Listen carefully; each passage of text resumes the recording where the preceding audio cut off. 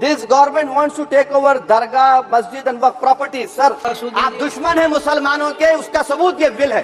Anti-Islamic, anti-Muslim coalition government which is trying to usurp, eat the property of the Muslims. بسم اللہ الرحمن الرحیم. دین speeches کے معزز ناظرین السلام علیکم. دوستو, جب مودی سرکار کو سوچنے کا موقع ملتا ہے تو وہ مسلمانوں کی بربادی کا ہی سوچتے ہیں. انڈیا میں مودی حکومت نے مسلمانوں کی زمین پر قبضہ کرنا چاہا, اس کے متعلق بل پیش کیا, لیکن کئی مسلم لیڈرز اور ڈاکٹر ذاکر نائک خود بھی ہندوستان کے مسلمانوں کو نصیحت کرتے نظر آئے کہ ایسے بل کو منظور نہ ہونے دیں, جس کو لے کر Indian media doctor Zakir Naik کے پیچھے لگ گیا. تقریباً 9 ایکڑ کی زمین جس کو وقف کہا جاتا ہے, یہ زمین ہندوستان میں رہنے والے مسلمانوں کو عطیہ کی گئی تھی کہ یہ زمین مسلمانوں کی ہی رہے گی اور کوئی بھی غیر مسلم یہاں پر دخل انداز نہیں ہوگا. اس کے خلاف اویسی نے بھی آواز اٹھائی اور صاف الفاظ میں کہہ دیا کہ مودی مسلمانوں کی دشمنی میں یہ سب کر رہا ہے, اور یہی سے یہ سب کچھ ثابت ہو جاتا ہے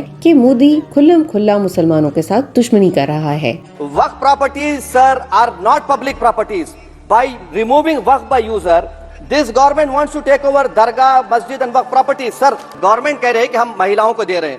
مجھے یقین ہے کہ آپ بلقیس بانو کو اور ذکیہ جعفری کو ممبر بنائیں گے, مجھے یقین ہے. میں آپ سے جاننا چاہ رہا ہوں سر کہ یہ جو آپ بل لا رہے ہیں کام نہیں کر رہے ہیں, آپ دشمن ہیں مسلمانوں کے, اس کا ثبوت یہ بل ہے. جب اس طرح کی باتیں آتی ہیں تو ہر چینل کا اینکر اس کوشش میں لگ جاتا ہے کہ کسی مسلمان کو پکڑ کر پوچھ لیا جائے کہ تم لوگ اتنے غلط کیوں ہو.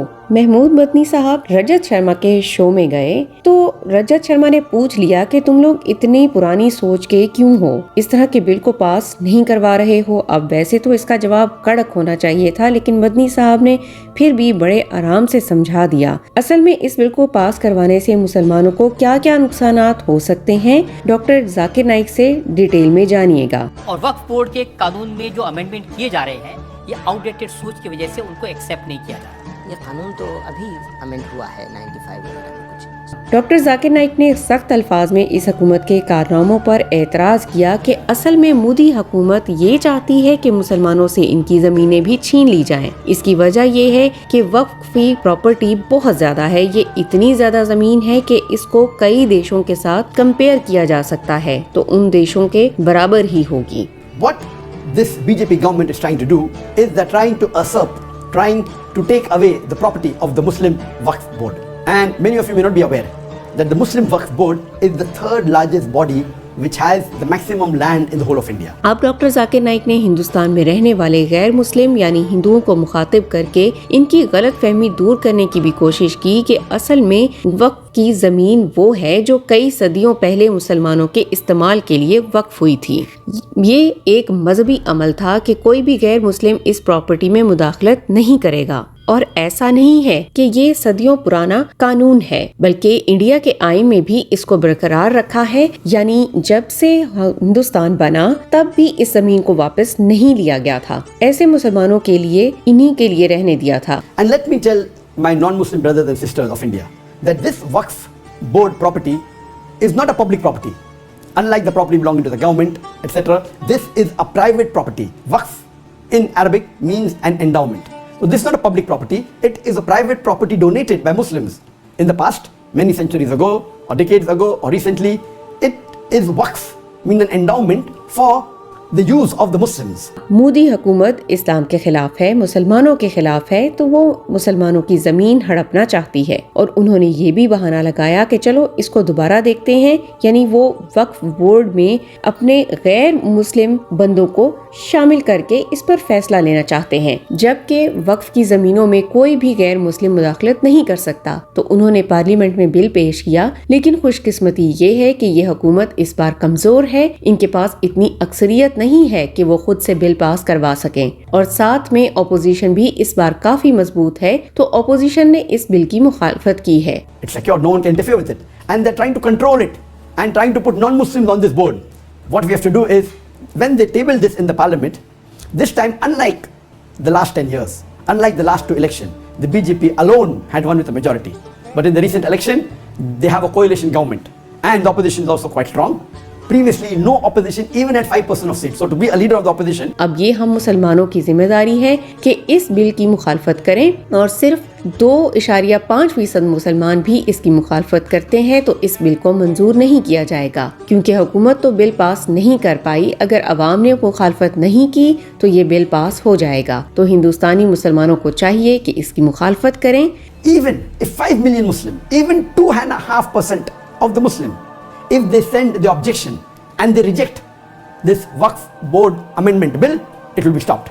اب ڈاکٹر ذاکر نائک نے بہت ہی اہم بات کہی کہ اگر یہ بل پاس ہو جاتا ہے تو ہزاروں مسجدیں اور مدرسے جو کہ وقف کی پراپرٹی پر موجود ہیں وہ پھر حکومت آسانی سے لے سکے گی.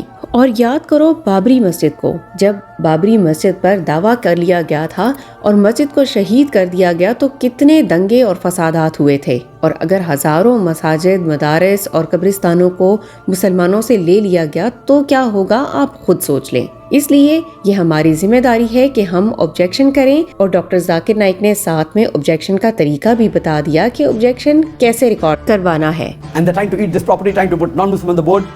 If, imagine, just one mosque, Babri Mosque, a couple of decades earlier, when it was taken away, there was a big hue and cry, there was a big commotion, there was riots. If this bill is passed, there'll be thousands of mosques that can easily be taken away from Muslim Ummah. اور اب doctor Zakir Naik نے یہ تمام طریقہ تو سمجھا دیا.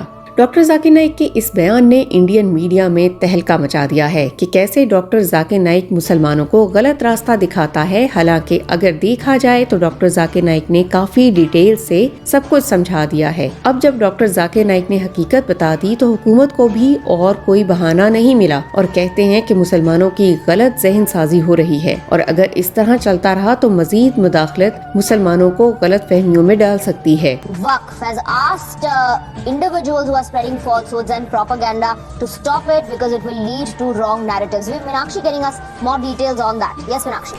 دوستو، جب حکومت کو کوئی غلط قدم اٹھانا ہوتا ہے تو یہ گودی میڈیا اس دیش کے لیے بھلائی کا رنگ دے دیتا ہے، لیکن جب ڈاکٹر ذاکر نائک جیسے لوگ اعتراض کرتے ہیں تو ان کو ملک دشمن بنوا دیا جاتا ہے. مودی حکومت نے ہر دور میں اپنے چہرے سے نقاب ہٹایا ہے کہ اصل میں وہ یہی کچھ ہیں اور ان کی اصل ایجنڈا کیا ہے. لیکن اس بار مودی اپنے ہر کارنامے میں ناکام رہے گا انشاءاللہ. اللہ تعالیٰ مودی حکومت کو جلد ختم کروائے، آمین. امید کرتے ہیں کہ ان تمام باتوں سے آپ کے سامنے آج کل کے حقائق آ گئے ہوں گے.